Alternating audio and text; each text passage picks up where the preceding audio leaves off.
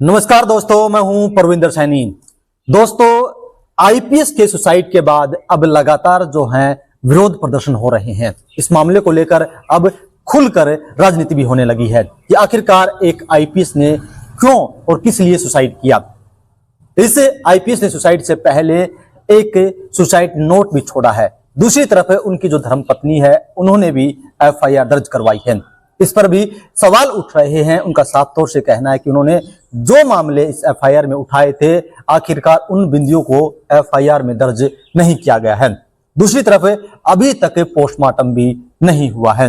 लेकिन इन सब के बीच सरकार ने जरूर रोहतक के एसपी को हटा दिया है।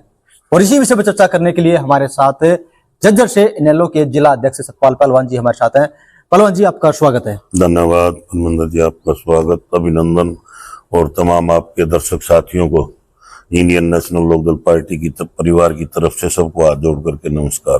पहलवान जी, जिस तरीके से एक आईपीएस लेवल का अधिकारी सुसाइड करता है तो इसके क्या मायने निकाले जाएं?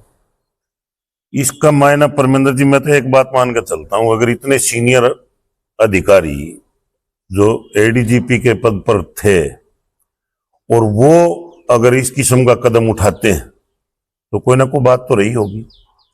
ऐसे तो कोई अपने प्राण देता नहीं। जहां तक बात आप कर रहे हो तो इससे ज्यादा दुर्भाग्यपूर्ण मैं नहीं मानता किसी प्रदेश का एक इतना बड़ा अधिकारी और वो आत्महत्या करता है, तो वो मैं ये मानता हूं कि ये इससे दुर्भाग्यपूर्ण बात हरियाणा प्रदेश की सरकार और हरियाणा प्रदेश की जनता के लिए हो नहीं सकती। क्योंकि एक सीनियर अधिकारी बनने में अनेकों वर्ष लग जाते हैं। आपको कठिन तपस्या करके एक आदमी आईपीएस क्लियर करता है और वो सर्विस करता है। संपन्न परिवार है, उस परिवार में तो बताया कि आईएएस और आईपीएस काफी हैं। और एक संपन्न परिवार, एक सभ्य परिवार, एक पढ़े लिखे व्यक्ति ऐसे तो परमिंदर जी को कदम उठाएंगे नहीं। जहां तक पोस्टमार्टम की आपने बात करी तो वो उनके परिवार का अपना निजी मामला है। हमारी पार्टी के सुप्रीमो राष्ट्रीय अध्यक्ष चौधरी अभय सिंह चौटाला जी ने भी कहा है कि भी हमारी पार्टी आईपीएस के परिवार के साथ खड़ी है ताकि इनको न्याय मिले। और सरकार से अपील भी उन्होंने करी है कि भी इस मामले को पूर्ण रूप से तय तक जा करके इस परिवार को न्याय दिलवाने का काम सरकार करे।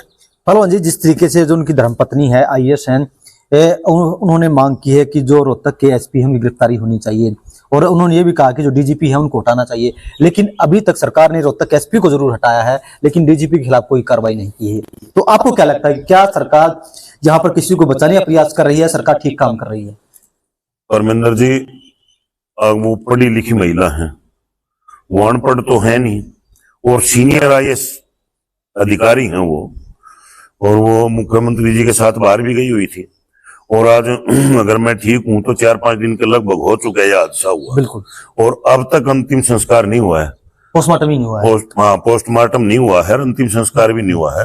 जबकि हमारे यहाँ संस्कार ये है कि दिन छिपने से पहले आदमी को दाग आ जाना चाहिए। और जहां तक उन्होंने दाग नहीं दिया है तो उसके पीछे उनके पास कोई सबूत होंगे, या उनको ये शौक तो है नहीं कि भाई हम पार्थिव शरीर को अपने मकान पर रखें। क्योंकि क्रिमिनेशन तो अंतिम संस्कार तो अपनी सभ्यता के अनुसार किया जाता है। लेकिन जब जैसा आपने बताया तो ये सरकार की ही ढिलाई है, या तो सरकार उसकी तय तक जाने का काम करे।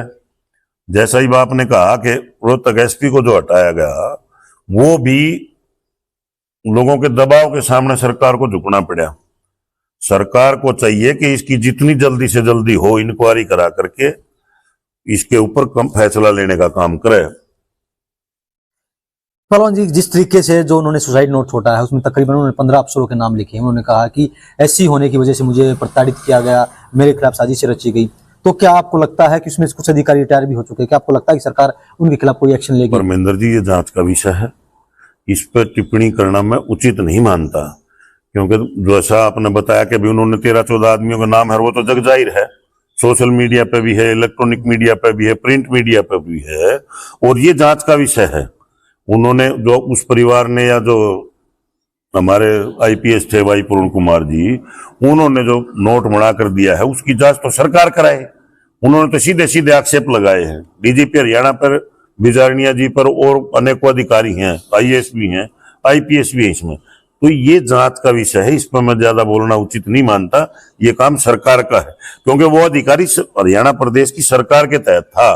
तो सरकार को ये चाहिए कि जब एक अधिकारी के प्रति अगर सरकार का रवैया ठीक होगा तभी तो प्रशासनिक अधिकारी ठीक काम करेंगे।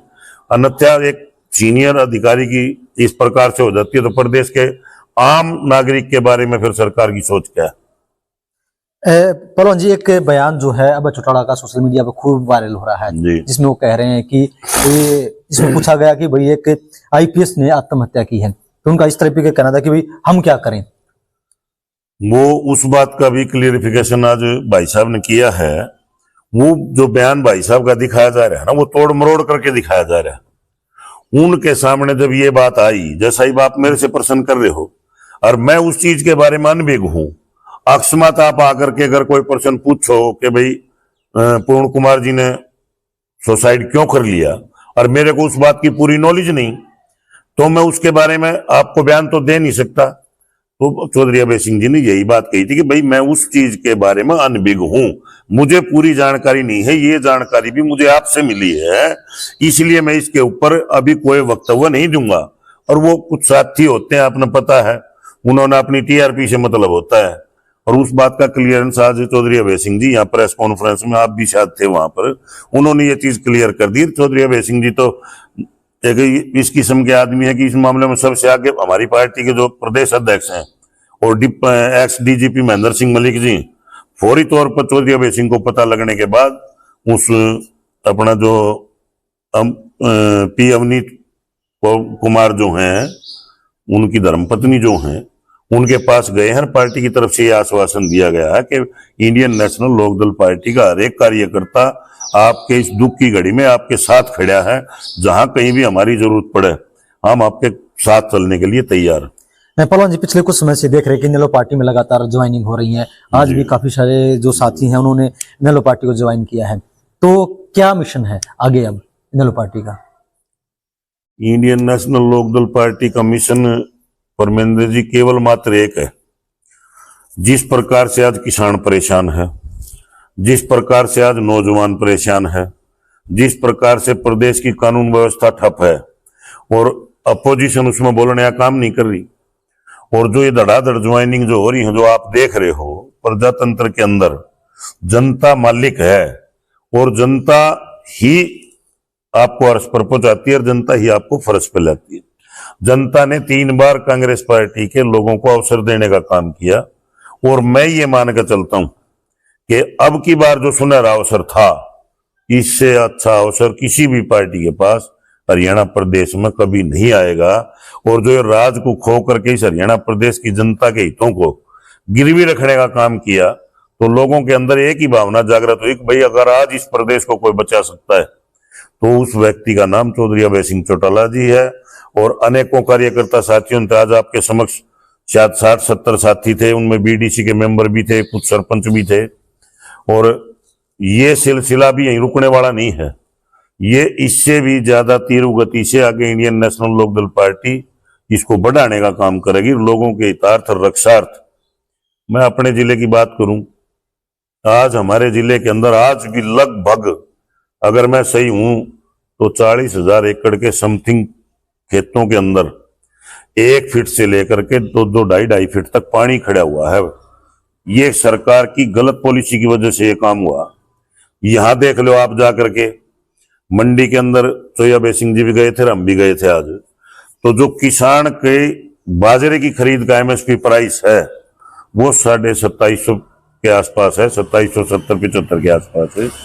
लेकिन हरियाणा प्रदेश की सरकार जो एमएसपी पे किसान का दाना दाना खरीदने का वादा करती थी, उस सरकार ने पूरे दक्षिणी हरियाणा में ये फसल होती है बाजरे की, उसका एक दाना भी गवर्नमेंट पूल में, ना फेड में, ना अपना केंद्रीय पूल में, एक दाना भी बाजरे का हरियाणा प्रदेश की सरकार ने खरीदने का काम नहीं किया। केवल और केवल ये कह के पल्ला झाड़ दिया कि हम भावांतर देकर किसान की भरपाई कर देंगे। जबकि आज अब आपसे थोड़ी दूर मंडी है, आप पता भी कर लेना, किसान का बाजरा जो हो 1600 रुपए से 1900 रुपए के बीच में उठ रहा है। अगर हम बीज का भी भाव लेकर के चलते हैं, 1750 भी लेकर के चलते हैं, तो फिर 500 रुपए 525 रुपए गवर्नमेंट दे रही है, उसके बावजूद भी किसान की जो बचत थी 500 रुपए के लगभग किसान को नुकसान होने का काम आज झज्जर की मंडी में हो रहा है। और ये नहीं कि बाजरे की फसल नहीं थी, झज्जर की हरियाणा प्रदेश का जिक्र करोगे तो आप बहुत बड़ा हो जाएगा। मैं झज्जर मंडी की अगर बात बताऊं तो 1 लाख क्विंटल से ज्यादा की मात्रा में झज्जर की अनाज मंडी में बाजरा आया था। और जो प्राइवेट सेक्टर खरीद रहे हैं, प्राइवेट सेक्टर अपनी मनमर्जी के भाव में लेगा और सरकार ने यह तय कर दिया कि भावांतर हम 525 रुपए देंगे। तो फिर बीच का जो किसान का जो नुकसान हुआ, उस नुकसान की भरपाई कौन करने का काम करेगा? ये भारतीय जनता पार्टी के साथी सरकार मंत्री बताने का काम करें। जबकि आप ये वादा करते हो कि भारतीय जनता पार्टी की सरकार एक एक दाने को एमएसपी पे खरीदने का काम करेगी, वही सिलसिला जो धान की मंडियां हैं उनके अंदर आज चला हुआ है। धान सरकार ने यह कहा था कि हम 3100 रुपए के भाव से खरीदने का काम करेंगे। पहली बात तो उस धान को 3100 रुपए नहीं खरीदा गया। दूसरी बात, प्राकृतिक आपदा, किसान को नुकसान तब होता है जब किसान की फसल खेत में नष्ट हो जाती है। और जब किसान ने अपनी मेहनत करके उस फसल को मंडी में लाकर रखने का काम किया, उसके बाद अगर वो अनाज भीगता है तो फिर वो कमजोरी सरकार की है, किसान की नहीं है। और उस गीले के नाम पर काट करके एक ही, परमेंद्र जी आप सीनियर पत्रकार हो, मेरे को एक बात बताओ, एक ही डेयरी का धान और 2 मशीनों के ऊपर रखा जाता है। एक में मॉइस्चर आता है 18.75% और उसी धान को उस मशीन से उठाकर दूसरी के ऊपर रख दिया जाता है, वो उसका मॉइस्चर आता है 23%। तो ये क्या घालमेल है? ये भी सरकार बताने का काम करे। नमी के नाम पर जहां किसान को ठगने का काम किया जा रहा है वो उठान नहीं है। बरसात होकर वो भीग गया, अब भीगे हुए को फिर जो परचेज कंपनी करेंगी वो फिर किसान का भाव तोड़ेंगी। तो इसकी बात से तो ये चरितार्थ होता है कि भारतीय जनता पार्टी की सरकार किसानों के हित में एक भी कदम उठाने का काम नहीं कर रही। और हमारे जिले के अंदर आज भी 40-45 हजार एकड़ जो मैंने आंकड़े नोट करे हैं, उस जमीन के अंदर पानी भरा हुआ खड़ा है। अगर जो वो जमीन 10-5 दिन के अंदर खाली नहीं हुई तो फिर किसान तो लठर भीत के विचार आ गया। पिछली फसल तो उसकी वैसे बर्बाद होगी, अगली फसल की बिजाई नहीं होगी। तो हम इंडियन नेशनल लोकदल पार्टी, तो यह सिंह जी भी आज कह गए हैं और सरकार से ये मांग करते हैं कि जितनी जल्दी से जल्दी हो सके इन किसानों की गिरदावरी तो सरकार कराकर इनको मुआवजा देने का काम करे। और जिन खेतों के अंदर आज पानी भरा खड़ा हुआ है उस पानी को निकलवा करके किसान का समाधान करने का काम करे, ताकि वो अगली बिजाई करके इस देश का, अपने परिवार का भरण पोषण करने का काम किसान करे। पहलवान जी, बीजेपी सरकार को 1 साल पूरा हो गया है, आप इस 1 साल को कैसे देखते हैं? परमेंद्र जी, मेरे और आपके देखने से कोई फर्क नहीं पड़ता। किसानों की बात मैंने आपको बता दी। किसानों के मुद्दे पर भारतीय जनता पार्टी की सरकार बिल्कुल भी संवेदनशील नहीं है। प्रदेश की कानून व्यवस्था आप देख लो। अभी आपने प्रश्न किया था किस किस्म से प्रदेश में एक सीनियर आईपीएस अधिकारी जब आत्महत्या कर लेता है तो फिर मारा राप कर जो आम ग्रामीण अंचल में बसने वाले जो लोग हैं उनका बच ही किया जाता है। कानून व्यवस्था के पर पूरी तौर पर भारतीय जनता पार्टी की सरकार फेल है। रोजगार का बड़े बड़े वायदे करे, रोजगार के वायदे तो कर लिए, लेकिन 1 साल के अंदर सरकार ये बताने का काम करे कि कितने साथियों को रोजगार दिए गए और कितने साथियों को नौकरी से निकाला गया HKRN के तहत। उस मोर्चे पर सरकार विफल है। प्रदेश में जो ये कहते थे कि भाई अपराध, महिलाओं के ऊपर अपराध की संख्या घटेगी, वो भी निरंतर बढ़ती जा रही है। तो फिर सरकार से और मूलभूत की जरूरियात की जो चीज है वो सरकार मुहैया नहीं कराई, तो फिर हम तो ये कह के चलेंगे कि 1 साल के अंदर नायब सैनी जी की सरकार केवल 100 है, ना तो किसी का भला करने का काम किया। और फिर एक बात और मैं आपके चैनल के माध्यम से बता देता हूं, परमेंद्र जी, हमें आसान लगता है ये काम जो आज भारतीय जनता पार्टी की केंद्र की सरकार ने जो ये थैली देने का जो काम किया है, और जिस अनाज के ऊपर आज इस भारतवर्ष की 80 करोड़ आबादी जो अनाज से पड़ रही है। आज तो चलो आप अनाज दे रहे हो, कल अगर सरकार बदल गई और अगली सरकार ने मजबूरी में कोई कदम लेना पड़ा, क्योंकि हालात देश के इस किस्म के हो गए कि आज हिंदुस्तान दुनिया का सबसे पहला देश बन चुका है कर्जे में। आपने भी पढ़ा होगा और आंकड़े भी आपने देखे होंगे। जब कर्जा आपके ऊपर निरंतर बढ़ता चला जाएगा तो फिर आप करोगे क्या? तो जिस किस्म से ये पॉलिसी चलाई गई है, ये मैं इस पॉलिसी को बहुत ही कंडम पॉलिसी मानता हूं। चाहे आप रोजगार दे दो, कम वेतन में दे दो, 50,000 की बजाय 25 का दे दो, 25 की बजाय 20 का दे दो। आज जो वृद्ध आदमी है वो तो अपना भरण पोषण कर लेगा, लेकिन जो उसकी जनरेशन आने वाली जो पीढ़ी है वो भी काम नहीं कर जी आज के दिन, क्योंकि पता है कि सरकार दे रही है, हम खा रहे हैं। लेकिन कल ना अगर ये योजना हट गई तो फिर उस बच्चे का भविष्य क्या होगा जो आज अनाज के ऊपर पड़ा हुआ है। इसलिए सरकार को नौकरी के नए साधन सृजित करने चाहिए, और जितने युवा साथी हैं या इन फैक्ट्री लगाओ, आप उद्योग धंधे स्थापित करो, और अनेकों प्रयास करके आप रोजगार के साधन सृजित सरकार करे और युवा को रोजगार देने का काम करे। अन्यथा इसी तरीके से चलता रहा तो फिर देश जाएगा कहां। तो चलिए दोस्तों, कहीं ना कहीं जी सरकार का जो है 1 साल वो भी पूरा हो गया है, और ऐसे में राजनीतिक पार्टियों को ये लगता है कि सरकार पूरी तरीके से हर एक मोर्चे पर विफल रही है। कानून व्यवस्था हो या किसानों की बात हो या फिर रोजगार की बात हो, इन तमाम मुद्दों पर सरकार पूरी तरीके से विफल रही है। प्रधान जी, हमसे बातचीत करने के लिए बहुत बहुत धन्यवाद। Thank you.